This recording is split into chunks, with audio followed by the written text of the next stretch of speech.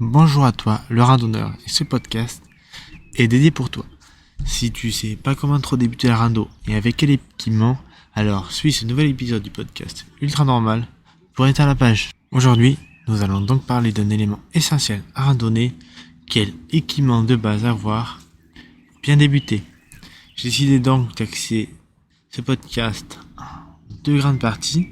Une partie qui est équipement sur soi, vêtements, et après une deuxième partie qui sera les équipements portatifs. Une dernière chose avant de développer les deux principales parties de ce podcast, les beaux jours sont là, j'ai donc décidé de faire ce podcast en extérieur et de vous laisser le plaisir d'entendre les bruits alentours du beau port de La Rochelle. Pour commencer cette première partie sur les vêtements, on va commencer sur la partie basse, c'est les chaussures, les premières choses à acheter quand on fait de la rando. Donc il y a deux types de chaussures hautes, chaussures basses. Plutôt les chaussures hautes quand on fait de la randonnée dit en montagne, et après les chaussures basses c'est plutôt les randonnées sur le plat. Mais moi je pense que les chaussures hautes même sur le plat c'est moins gênant et c'est plus utile quand ça monte que les chaussures basses, parce que ça peut arriver que les chevilles partent avec des chaussures basses quand il y a du dénivelé, donc c'est assez dangereux. Au niveau des chaussures montantes, je conseille les DWZ de la marque Alpine. Certes elles sont un peu chères mais le confort est assuré derrière. Et au niveau des chaussures basses, on va aller chez Millet. Les X Rush Gore feront largement le café. On va maintenant passer aux vêtements à proprement parler, avec le système des 3 couches qui est vraiment simple et clair à respecter. Donc ce système des 3 couches, il est valable surtout en mi-saison, à l'automne et au printemps et en hiver. Il est moins valable en été. Vous allez voir, ce système est très intéressant. On a une première couche qui est sur nous, qui doit être assez respirante, un séchage assez rapide au niveau de la transpiration pour éviter d'être humide. La deuxième couche, elle doit isoler du froid, mais elle doit aussi avoir des fermetures éclairs sous les bras. Donc ça c'est pour une question de rafraîchissement et de transpiration encore, mais j'y reviendrai un peu après. Et la troisième couche, c'est vraiment le bouclier contre les éléments, le froid, le vent et la pluie. Donc en respectant ces 3 choses là, on va choisir tous les vêtements après. Donc la première chose à choisir bien sûr, c'est les t-shirts. Donc de préférence il faut favoriser la laine de mérino ou une matière synthétique. Ça permet vraiment d'éviter en fait les problèmes de transpiration et d'odeur, et c'est des matières qui ont un séchage assez rapide.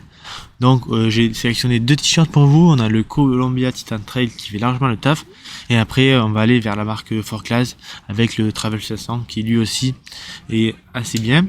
Petit aparté du coup sur un autre truc, c'est les sous-vêtements. Moi je conseille la marque Forclaz et plutôt utiliser des sous-vêtements typés randonnée, ça vous aidera beaucoup plus. Ensuite, au niveau des pantalons de randonnée, il y a des choses à respecter aussi. Il faut qu'ils soient résistants à la pluie. Il faut qu'il couvre le vent. Il faut qu'ils soient assez solides aussi, parce que ça arrive souvent en randonnée. Voilà, il y a des petites ronces ou des branches sur le parcours, on s'accroche. Certes, on en accroche, ça va, mais il faut pas non plus que le pantalon, soit l'épine transperce le pantalon, ça vous fasse mal, ou soit qu'il déchire suite à un accro. Donc, faut bien regarder ça. Et voilà, une règle importante à randonnée, c'est tous les habits qu'on achète.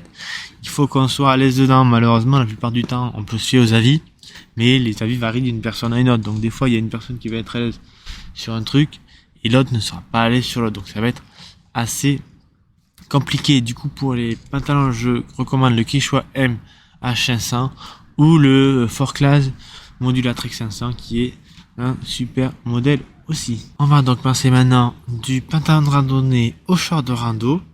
Pour sélectionner le short de rando, il y a 2 choses à absolument prendre en compte. La première, c'est il faut être bien dedans. La deuxième, bien sûr, c'est la météo. Il faut vérifier qu'il n'y ait pas de changement de météo dans la journée, qu'il n'y ait pas de pluie de prévu. Mais si tous les voyants sont ouverts, vous pourrez choisir le short de randonnée. Vous serez plus à l'aise qu'un pantalon, et surtout, s'il fait chaud en été, vous serez mieux et ce sera plus aéré. Au niveau des shorts de rando, j'allais sélectionner 2. La marque Quechua qui fait de très bons shorts. Et après, chez la marque Klim Alp, c'est une marque française, il y a le Galibier court qui est très très bien. Ensuite, on va passer sur les polaires et les doudounes. Il y a pas mal de règles à respecter là-dessus aussi. Bon, la plus importante en gros, c'est qu'il faut adapter la température de la doudoune ou de la polaire en fonction de type randonnée que vous allez faire. Si vous allez faire une randonnée où il fait 10 degrés, pas besoin de prendre une grosse doudoune, une grosse polaire.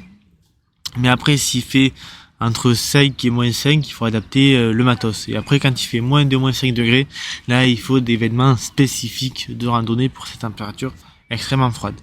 Après, deuxième gros point aussi important, c'est au niveau des mouvements. Testez-les bien en magasin, que votre amplitude de mouvement soit normale et la rapidité des gestes aussi. Parce qu'il arrive très fréquemment que des gens prennent des doudounes ou des polaires qui leur servent trop et qui soient contraints au niveau mouvement rando. Et ça, c'est un gros désavantage si vous êtes dans une situation délicate. C'est assez compliqué. Et après, ça c'est plutôt pour les polaires ou doudounes demi-saison. Il faut qu'elles soient faciles à ranger dans le sac à dos. Mais ça, j'espère que vous l'aurez bien compris.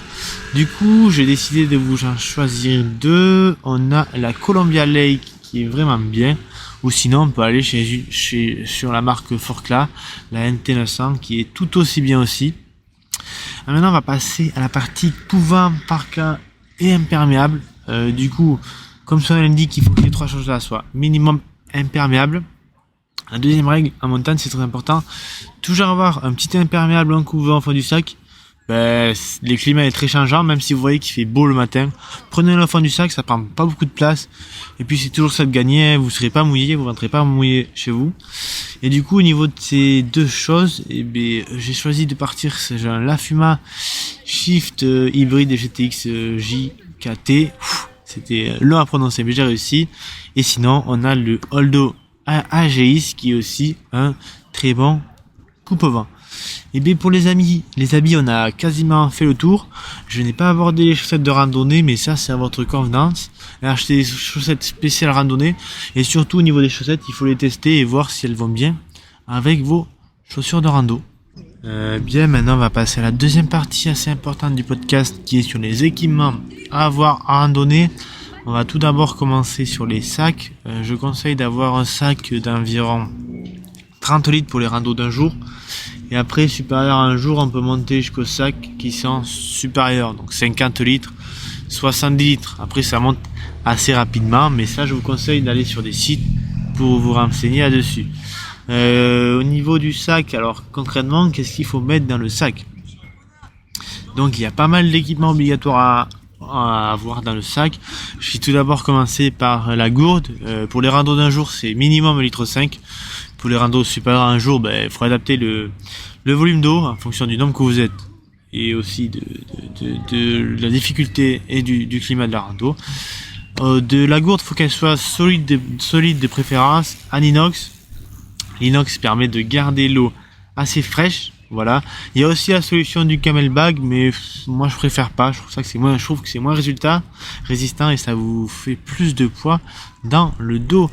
Ensuite, au niveau de la nourriture, on va parler de la nourriture autre que les repas. Fruits secs et compote, ou un fruit, je conseille. Après, au niveau des repas, petit sandwich au saucisson, voilà, un petit morceau de pain et de fromage. Ça régale toujours et ça fait toujours plaisir à randonner d'avoir le petit saucisson à côté. Maintenant, on va passer du saucisson à la partie médicale. On va revenir sur les choses assez sérieuses à randonner. Au niveau des trousses de secours, là, celle que je vais présenter, c'est pour 2-3 jours, mais prenez quand même du matériel médical pour les randos d'un jour. Une chute est très vite arrivée et ça peut faire très mal. Et si on saigne et qu'on est à l'altitude, voilà quoi, ça fait chier d'appeler l'hélico pour une coupure, donc c'est assez chiant même, il se déplacera même pas. Et surtout l'hélico, les 3/4 du temps, c'est pas remboursé, donc c'est pour notre poche. Donc au niveau de la trousse de secours, je conseille d'aller sur le site de la FFF de randonnée. Pour la trousse, le lien du site sera en description du podcast. Il donne une liste assez exhaustive et qui est assez intéressante. Et sinon, si vous voulez acheter une trousse de secours vous-même, vous allez sur le site Medisafe et vous aurez un choix de trousses de rando pour des prix de l'ordre de entre 15 et 25 euros qui sont assez intéressantes. Deuxième chose assez importante au niveau de la plutôt partie protection du corps, la crème solaire, que ce soit en été ou en hiver, quand on est en montagne et qu'il y a du soleil, faites très attention. Il y a déjà eu des gens qui ont eu de gros plats avec ça. Le soleil se trappe très très fort, encore plus quand on est à l'altitude, donc on fait attention à ça. Il y a encore 3 autres équipements assez importants. Une lampe frontale, Alors ça, on n'y pense pas forcément, mais imaginons qu'on se perd en rando, que ce soit la nuit, même qu'on ait eu un problème, qu'on doit attendre les secours, on va pas s'amuser à mettre notre portable allumé tout le temps. Déjà on perd de la batterie et c'est assez vital pour nous. Donc vaut mieux avoir une petite lampe de secours au cas où, voilà. Donc pour la lampe frontale, je recommande la Forkla HLS 900 V2, assez bien, et pour un prix de 30€, c'est cher pour une lampe, mais ça fait largement le taf. Deuxième chose à avoir, c'est une couverture de survie si vous n'avez pas prévu dans votre trousse de secours. Ça tient un peu chaud, et puis c'est toujours bien d'en avoir une, on ne sait pas ce qui peut arriver. Voilà, donc c'est toujours bien. Et la troisième chose, c'est un couteau, plutôt de type Opinel. Opinel, c'est robuste, et surtout ça se plie dans le sac. C'est pas un entier, parce que les couteaux qui s'y passent, si vous faites une mauvaise chute, vous pouvez, sans faire exprès, vous planter dans le dos. Et ça, ce serait vraiment dommage. Et sinon, on va parler des équipements optionnels. Bon, une carte hygiène. Attention, vous la prenez que si vous avez une carte hygiène.